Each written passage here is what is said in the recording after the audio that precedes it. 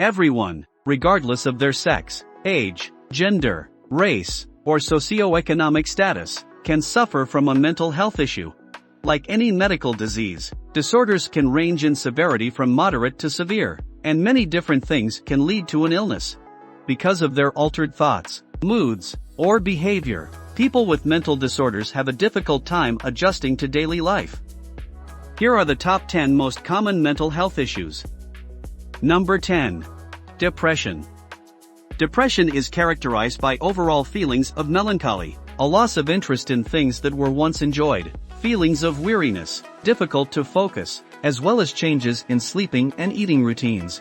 It is possible for a variety of elements to play a part in the process of its development. The history of an individual's family, significant life events, pre-existing medical disorders, and adverse reactions to medications are all potential triggers for the onset of symptoms. Depression is an illness that can endure for a long time and can have varying degrees of severity. Because of this, it has the potential to have a significant negative influence on a person's relationships, employment, and overall quality of life. Number 9. Anxiety. Although anxiety disorders are extremely prevalent, a surprising proportion of those who suffer from them does not seek treatment for their condition. Phobias, compulsions, and panic episodes are all different ways that anxiety disorders can present themselves. It's possible that something in your life or changes in your brain chemistry could bring them on over time. Those who suffer from anxiety can find relief through a variety of therapeutic approaches, as anxiety is one of the most curable mental health conditions. Medication can be helpful in managing the symptoms of anxiety disorders and preventing those disorders from taking complete control of a person's life under certain circumstances. Number 8. Bipolar disorder. The alternating manic and depressed states are characteristic of someone who suffers from bipolar illness. Each individual will have a unique experience with it, and some may find themselves more frequently leaning toward one extreme of the spectrum than the other. During a manic episode, a person's normal level of activity is elevated, they become more irritable, and they lose the desire to sleep. The mood swings associated with bipolar disease can be extremely severe, which can put a strain on a person's ability to perform well at work and in their personal relationships. Medication is frequently used in the treatment of bipolar disorder in order to help regulate mood, and therapy is utilized in order to assist patients in becoming better able to cope. Number 7. Substance use disorders. Substance use disorders frequently occur in tandem with other illnesses affecting mental health. There are situations in which an individual begins abusing substances in an effort to self-medicate for a pre-existing mental health illness. Abuse of a substance for an extended period of time can sometimes lead to the development of a mental health condition in the user. It doesn't matter which of these conditions came first. The aftereffects of substance use disorders frequently have a significant negative influence on both mental health and overall well-being. Substance addiction disorders, in order to be treated, require substantial treatment. However, individuals who also suffer from co-occurring mental health issues are required to obtain treatment for their mental health requirements simultaneously. This treatment for dual diagnoses lowers the likelihood of relapsing and enhances the overall success of recovery. Because the two conditions frequently feed off of one another, treating one without treating the other puts a person at risk for symptoms that are made worse and a lower quality of life. Number 6. Eating disorder. They are complicated illnesses that frequently manifest themselves as a consequence of the interaction of both biological and psychological elements. It is possible for them to engage in behaviors such as dieting, binge eating followed by purging, or even completely avoiding meals. A significant number of eating disorders have their origins in social pressures, anxiety, depression, body dysmorphia, and other aspects of a person's life that are important to their overall welfare.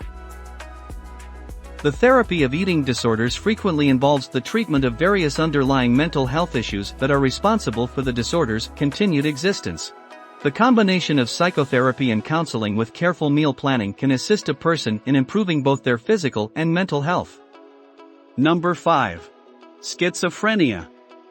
It is a mental condition that can lead a person to have hallucinations, suffer delusions, or express absolutely no emotion at all. People who suffer from this condition frequently have trouble relating to other people, have trouble deciding what to do, find it challenging to keep their feelings in check, and may have trouble thinking effectively. Schizophrenia is a severe mental illness that calls for treatment for the rest of a patient's life. In order to treat it properly, it frequently takes a variety of approaches, including medication, therapy, counseling, and specialist care. There is currently no known cure for schizophrenia. Nevertheless, there are a variety of therapeutic methods available that allow patients to live fulfilling lives. Number 4. OCD. Also known as obsessive compulsive disorder, is characterized by intrusive cravings that are characterized as being excessive, unreasonable, and repeated in nature. These compulsive impulses have the potential to disrupt daily life and make it difficult to accomplish even the most fundamental of responsibilities.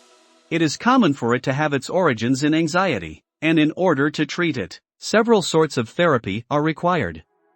The manner in which an individual's obsessive compulsive disorder is treated can vary considerably according to the factors that set off their symptoms. Some forms of therapy may concentrate on gradually exposing a person to whatever it is that they are afraid of in order to assist the person in developing appropriate coping skills. Talk therapy can be beneficial for other people by assisting them in elucidating the factors that lie behind the surface of their obsessive habits. In addition, a person may choose to take the medication in order to better manage the effects of their triggers. Number 3. Attention Deficit Hyperactivity Disorder. It is a condition that is typically identified in adolescence. Impulsive behavior, a decreased ability to focus, and hyperactivity are all symptoms of this condition. People who have ADHD are more likely to become easily bored and may have problems concentrating, all of which can lead to them acting out or becoming disruptive. Depending on the individual, medication and talk therapy are both potential early interventions for attention deficit hyperactivity disorder. If treatment begins at a younger age, there is a greater chance that the condition can be adequately managed before the patient reaches adulthood. Number 2. Post-traumatic stress disorder. It is a mental illness that frequently manifests itself after a person has been exposed to or has experienced a traumatic event. There is no distinct boundary that delineates what constitutes a traumatic experience from what does not qualify as such. Sexual assault, witnessing traumatic events, being in a combat zone, and other traumatic experiences are the most common causes of post-traumatic stress disorder. A person who suffers from PTSD may experience uncomfortable memories and nightmares, and they may also engage in avoidant actions in an effort to lessen the chances of the traumatic event occurring again. Medication and talk therapy are common treatments for post-traumatic stress disorder which aim to help patients learn good coping mechanisms and learn to better manage their symptoms. Number 1. Dementia. As a result of an increase in life expectancy, dementia is quickly becoming one of the most prevalent forms of mental illness that affects individuals in today's society. It is a condition that worsens with time, turning into a chronic condition as its symptoms become more apparent. There is potential for disruption in a variety of cognitive processes, including comprehension, memory, and language, as well as emotional and social regulation.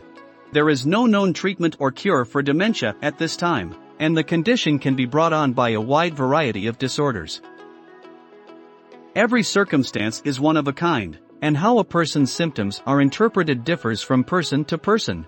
Because there is currently no treatment that can reverse the condition, the focus of treatment is often on reducing the person's level of bewilderment and misery.